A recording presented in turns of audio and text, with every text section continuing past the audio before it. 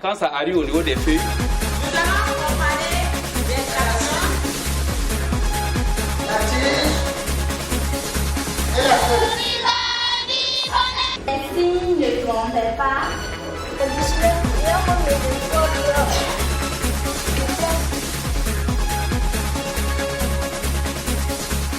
Bonjour chers élèves, nous sommes ce matin là pour un cours de sciences de la vie et de la terre, niveau terminal C et D. Ce matin, la dernière fois, nous avions étudié expérimentalement les réflexes médulaires chez la grenouille. Ce matin, on va se rappeler le cours, les éléments du cours que nous avions fait la dernière fois. Un réflexe médulaire est un mouvement automatique dont le centre nerveux est la moelle épinière. Dans l'accomplissement d'un réflexe médulaire, il faut obligatoirement 5 éléments. Ces éléments sont l'organe récepteur, l'organe conducteur centripète, le centre nerveux, l'organe conducteur centrifuge et enfin l'organe effecteur. Après avoir mis en évidence les éléments indispensables au réflexe, on avait étudié les réflexes, les lois de Plugger. Nous avons 5 lois de Plugger: la loi de localisation, la loi de l'unilatéralité, la loi de symétrie, la loi d'irradiation et la loi de généralisation. Ce matin, on doit étudier l'histologie des réflexes médulaires.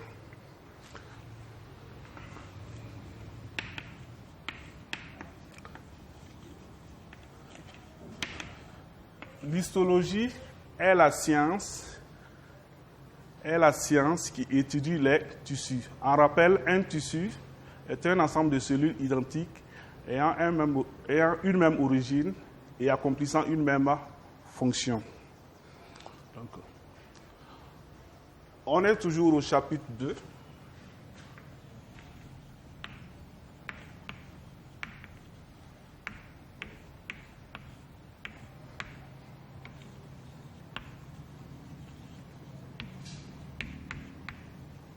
Le système nerveux et le comportement moteur.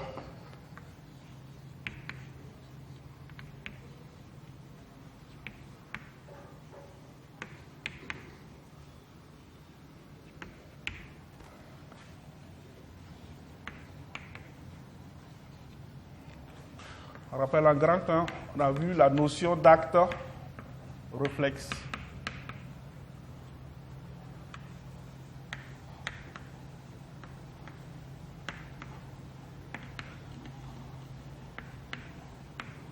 Grand 2.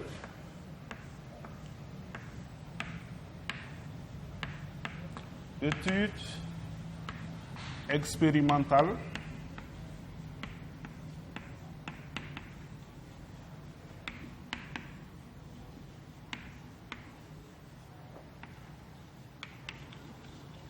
Des réflexes médulaires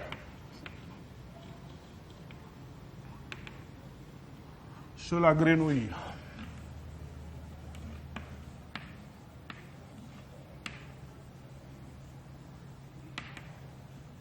Au petit 1, on a vu l'étude des réflexes médulaires.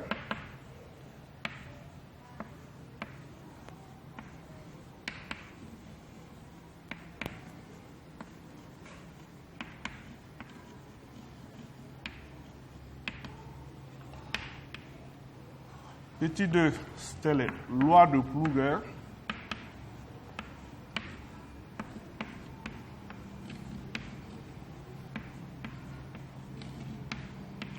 Au petit 3, nous allons voir l'interprétation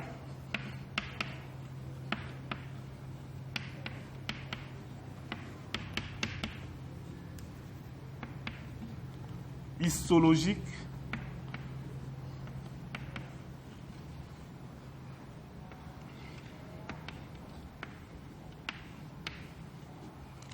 des réflexes médulaires.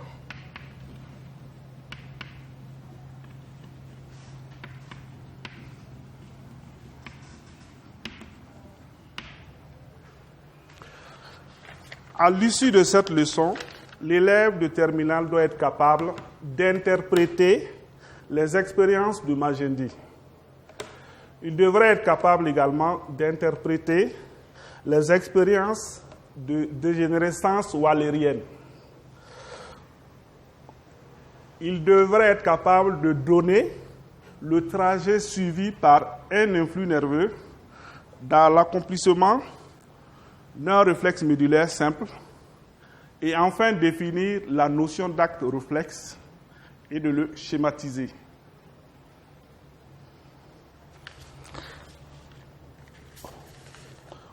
En petit a, nous allons étudier le cas d'un réflexe simple.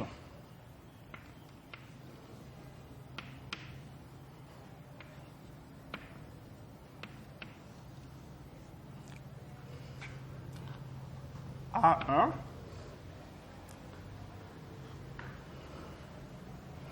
Les expériences de section de Magendie.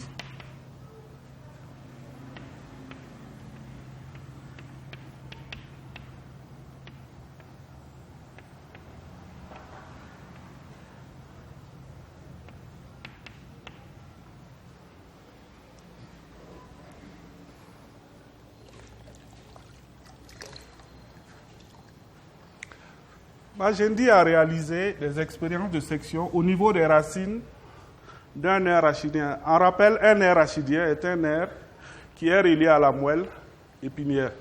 Nous allons schématiser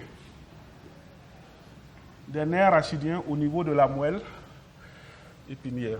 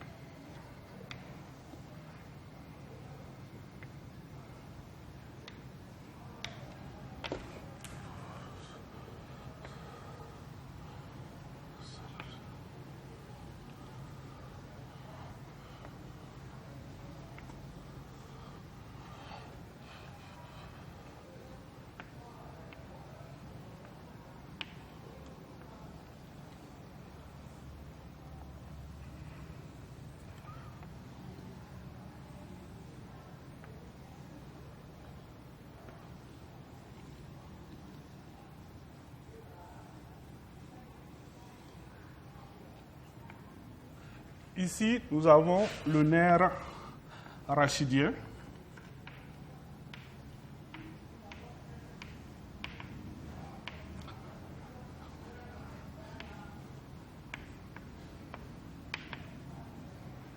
Un nerf rachidien a deux racines. Là, nous avons la racine antérieure.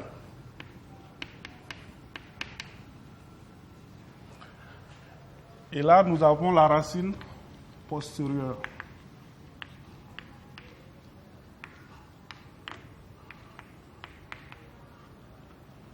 La différence entre les deux racines, c'est que la racine postérieure est pourvue d'un ganglion spinal.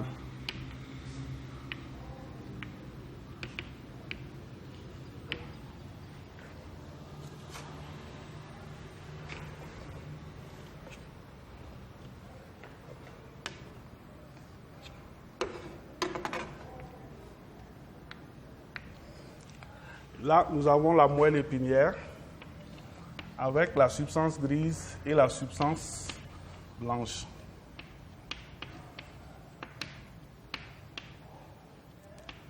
Donc, pour ces expériences, Magendie travaille sur des jeunes chiens. Il a réalisé deux sections. La première section, c'est au niveau de la racine postérieure.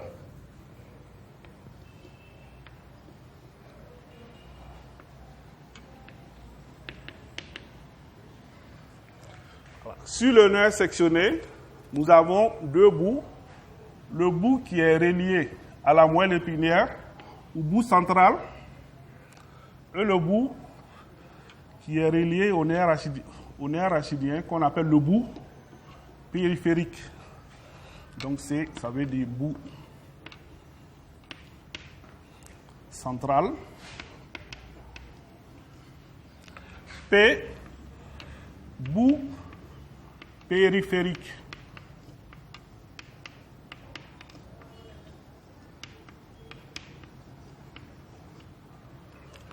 Après une section de la racine postérieure, on observe une perte de sensibilité.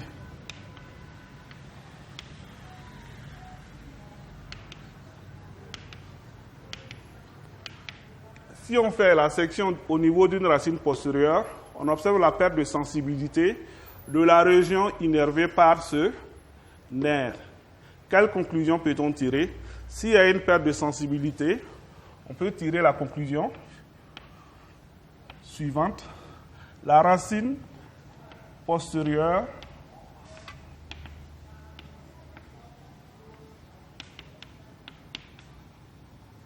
est sensitive.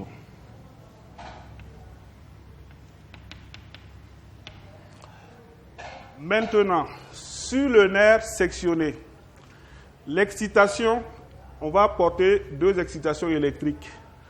Une excitation sur le bout central et une excitation sur le bout périphérique. L'excitation du bout central va provoquer une sensation de douleur chez l'animal. Cependant, l'excitation du bout périphérique n'a aucun effet.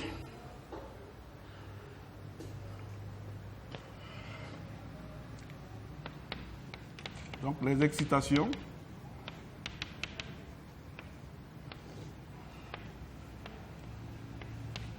bout central, c'est des réactions douloureuses de l'animal.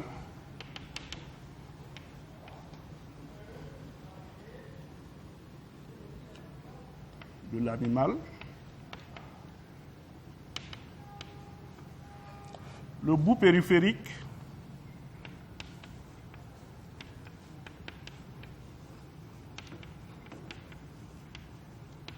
aucun effet.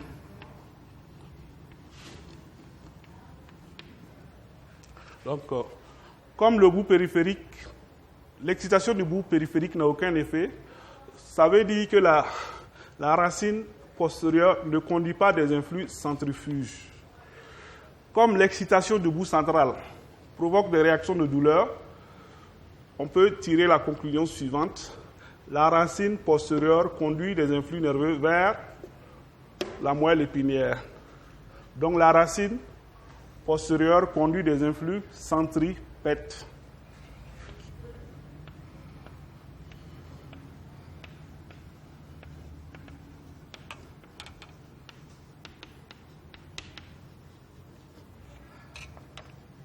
Conduit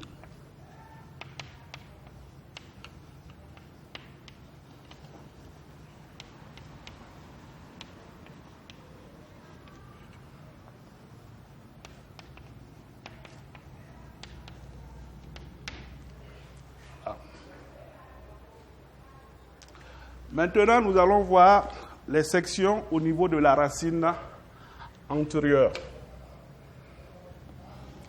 Si on fait la section au niveau de la racine antérieure, nous avons également deux bouts.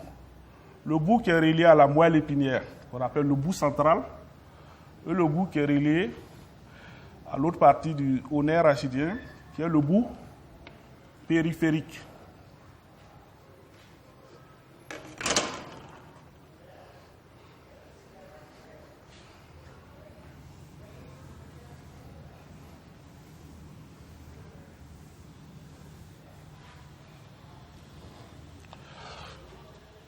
Après une section de la racine antérieure, on observe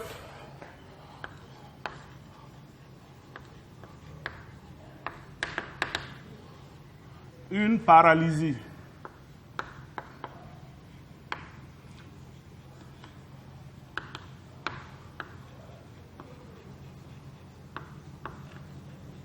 On observe une paralysie des muscles de la région innervée par ce nerf.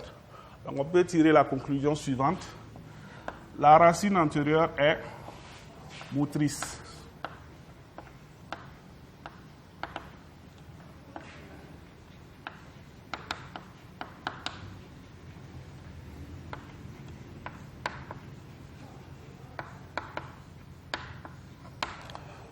Maintenant, après la section de la racine antérieure, on porte des excitations électriques.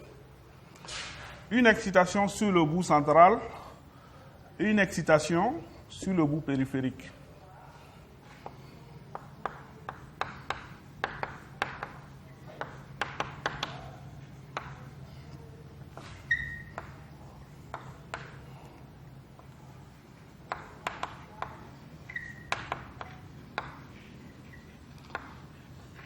L'excitation du bout central est sans effet. Par contre, l'excitation du bout périphérique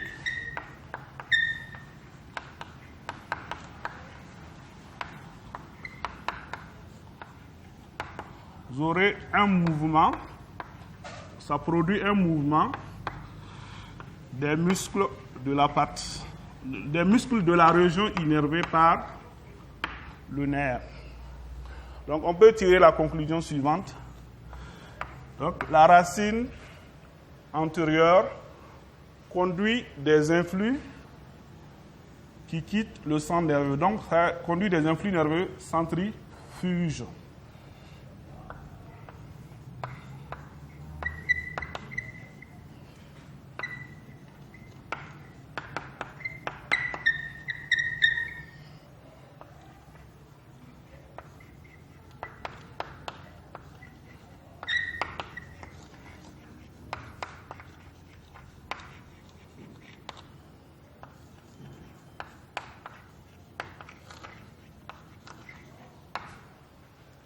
Donc,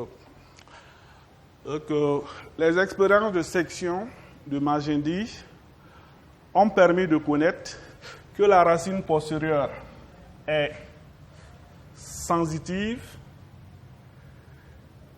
et conduit des influx nerveux centripètes qui sont dirigés vers le centre nerveux qui est la moelle épinière. La racine antérieure, elle est motrice et conduit des influx nerveux qui quittent le centre nerveux, donc des influx nerveux centrifuges. En deuxième section, nous allons voir les expériences de dégénérescence wallérienne.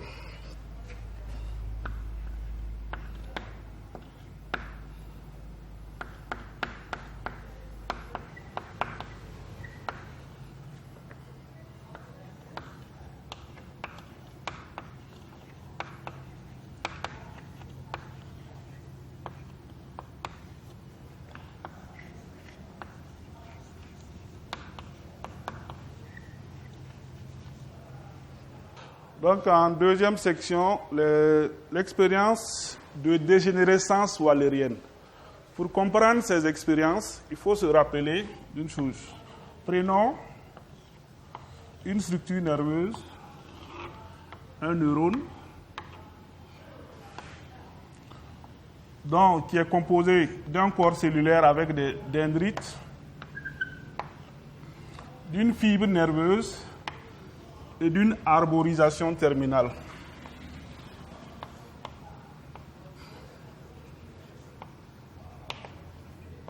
Le corps cellulaire, la fibre nerveuse ou axone.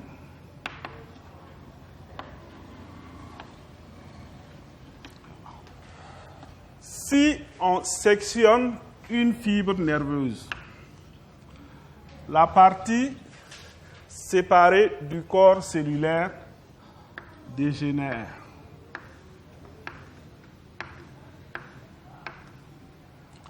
Donc, il faut se rappeler toujours de ça. Si on sectionne une fibre nerveuse, la partie qui est séparée du corps cellulaire dégénère. Donc, Waller travaille également sur des nerfs rachidiens de chien. on fait des sections sur la racine antérieure et sur la racine postérieure, de part et d'autre du ganglion spinal.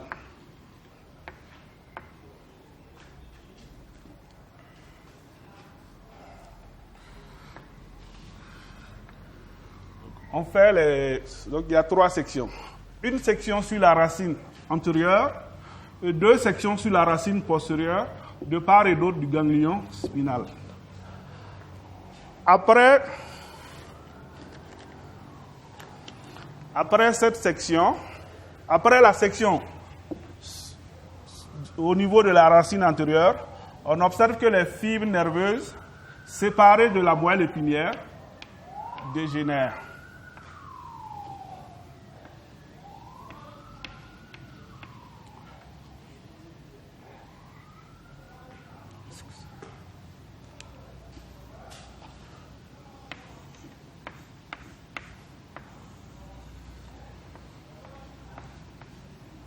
Donc, comme les fibres nerveuses séparées de la moelle épinière dégénèrent, cela montre que le corps cellulaire du neurone moteur est localisé dans la substance grise de la moelle épinière. En faisant les sections au niveau de la racine postérieure, on observe que les fibres nerveuses séparées du ganglion dégénèrent, alors que celles qui sont reliées au ganglion demeurent intactes. Donc, les expériences de dégénérescence wallérienne ont permis de préciser la localisation des corps cellulaires des neurones impliqués dans l'accomplissement du réflexe médullaire simple. Il y a le premier neurone est un neurone en T, dont le corps cellulaire est localisé dans le ganglion spinal.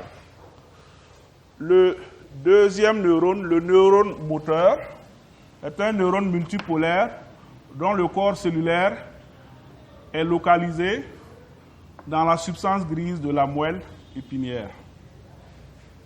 Donc, quand on va faire le récapitulatif des expériences de section, on sait que les expériences de Majedi ont permis de savoir que la racine antérieure est motrice, elle conduit des influx nerveux, centrifuge.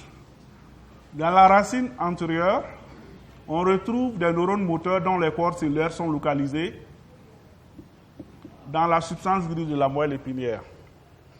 Les deux expériences, les expériences de Magendie et les expériences de dégénérescence wallérienne ont permis de connaître que dans la racine postérieure, on retrouve des neurones sensitifs. Ce sont des neurones en T dont le corps cellulaire est localisé dans le ganglion spinal. Nous allons continuer avec la notion d'acte réflexe. Petit b, notion d'acte réflexe.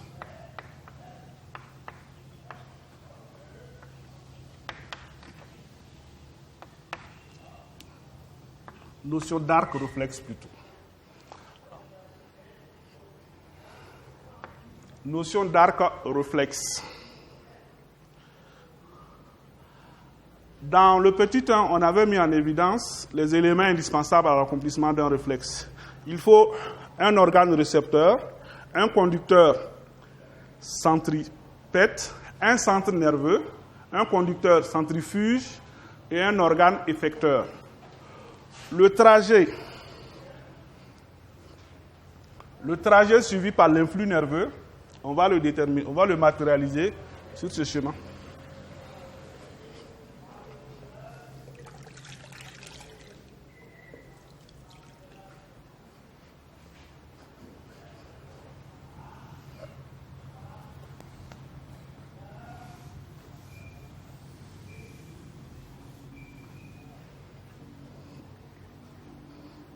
Donc, on a dit les 5 éléments sont l'organe récepteur,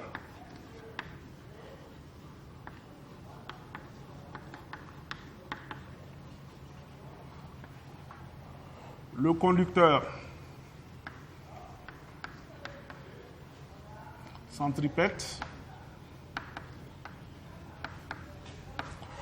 le centre nerveux,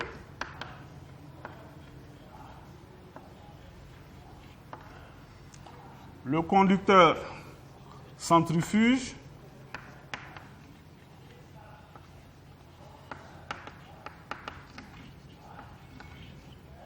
et enfin l'organe effecteur.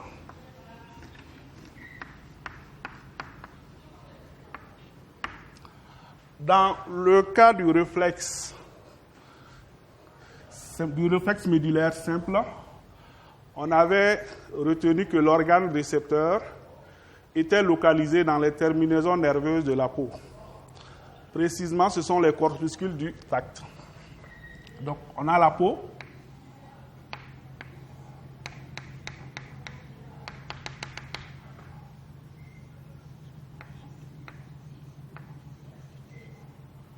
Nous avons les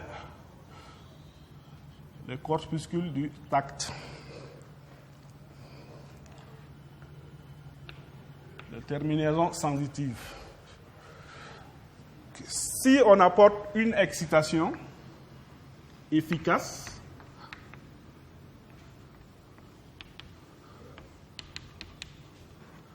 il y a naissance d'un influx nerveux sensitif qui va parcourir son chemin dans un neurone sensitif.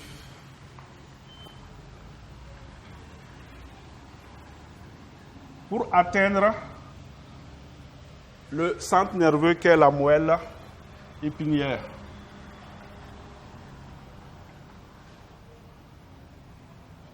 Au niveau de la moelle épinière, l'influx nerveux sensitif sera réfléchi en influx nerveux moteur.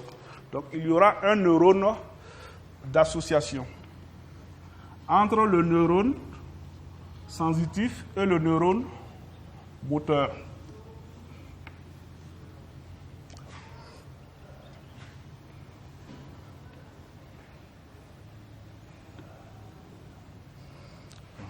D'accord.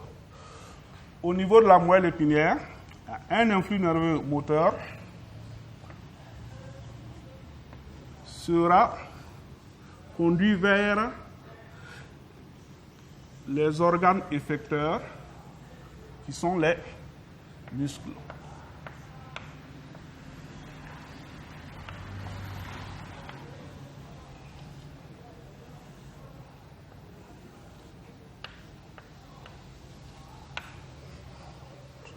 Donc, comme ce trajet est plus long, on le matérialise par des pointillés les plus longs. Voilà. Nous avons ici le muscle. Le sens de l'influx nerveux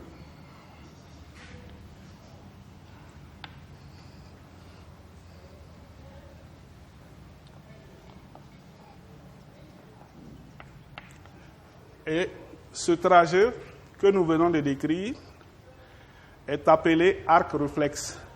L'arc réflexe est le trajet suivi par l'influx nerveux dans le cas d'un réflexe médulaire simple.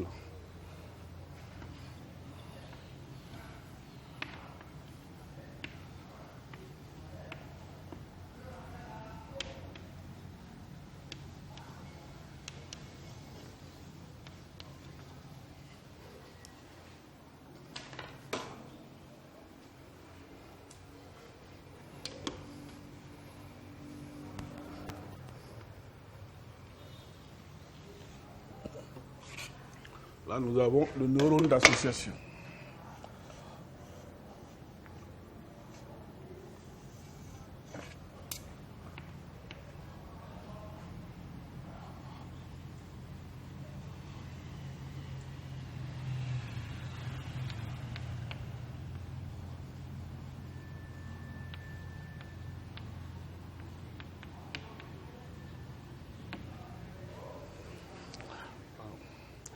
En récapitulatif, cours de ce matin nous a permis de connaître la nature des deux racines. Nous avons un nerf rachidien comporte deux racines, une racine antérieure et une racine postérieure. La racine postérieure est sensitive. Elle conduit des influx nerveux sensitifs et centripètes. Dans la racine, on retrouve des neurones en T. Dans la racine postérieure, on retrouve des neurones en T dont les corps cellulaires sont localisés dans le ganglion spinal. Dans la racine antérieure, on retrouve des neurones moteurs dont les corps cellulaires sont localisés dans la substance grise. Le trajet suivi par l'influx nerveux au cours du réflexe simple est appelé arca-réflexe.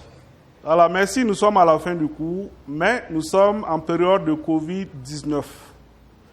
Pour cela, nous devons respecter rigoureusement les mesures barrières telles que bien se laver les mains à l'eau ou au savon ou utiliser le gel et la solution hydroalcoolique.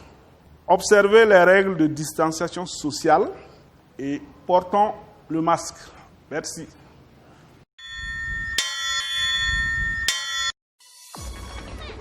Quand ça arrive au niveau des feuilles, Nous allons comparer l'installation, La tige et la feuille. Les signes ne trompent pas.